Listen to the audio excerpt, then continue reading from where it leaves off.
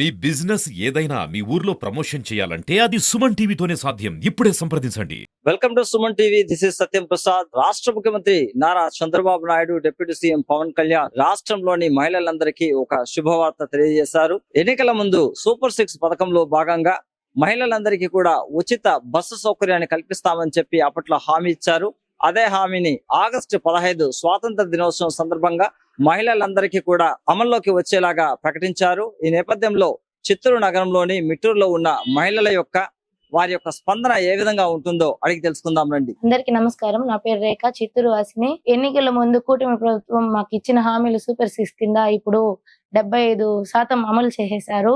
August 15 నుంచి కూటమి ప్రభుత్వం ద్వారా మహిళలకు ఉచిత ప్రయాణ బస్సులు చంద్రబాబు నాయుడు గారు ఏర్పాటు చేశారు.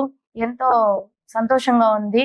బయట పనికి వెళ్ళి వచ్చే వాళ్ళకి చాలా కష్టంగా ఉంది.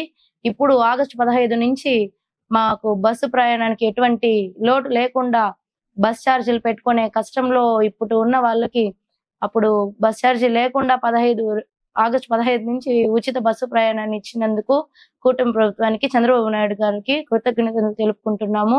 ఆగస్టు 15 రోజున స్వాతంత్ర దినోత్సవం రోజున మాకు మహిళలకు ఇంత స్వాతంత్రాన్ని ఇచ్చిన చంద్రబాబు నాయుడుకి, కూటమి ప్రభుత్వానికి ధన్యవాదాలు తెలుపుకుంటున్నాము. నమస్తే, నా పేరు ప్రతిభ. ఫస్ట్ డివిజన్ నుంచి మాట్లాడుతా ఉన్నాను. చిత్తూరు వాసిని. చంద్రబాబు నాయుడు గారు మనకు అమలు చేసిన ప్రకారం కూటమి ప్రభుత్వం వచ్చిన తర్వాత 70% సూపర్ 6 ని అమలు పరిచారు. అదే విధంగా ఇప్పుడు ఆగస్టు 15న స్వాతంత్ర దినోత్సవం రోజున మరో గుడ్ న్యూస్ చెప్తున్నారు మహిళలకు. ఆ రోజు ఫ్రీ బస్ అనేది అనౌన్స్మెంట్ చేస్తున్నారు. చాలా హ్యాపీ అయిన విషయం ప్రతి ఒక్క మహిళలకు. కర్ణాటకలో గానీ, తమిళనాడులో గానీ ఆల్రెడీ ఇది అమల్లో ఉంది. మనకి ఇప్పుడు అమలు చేయబోతున్నారు, రాబోతుంది. ఇది చాలా సంతోషకరమైన వార్త. చాలా ఆనందంగా ఉంది.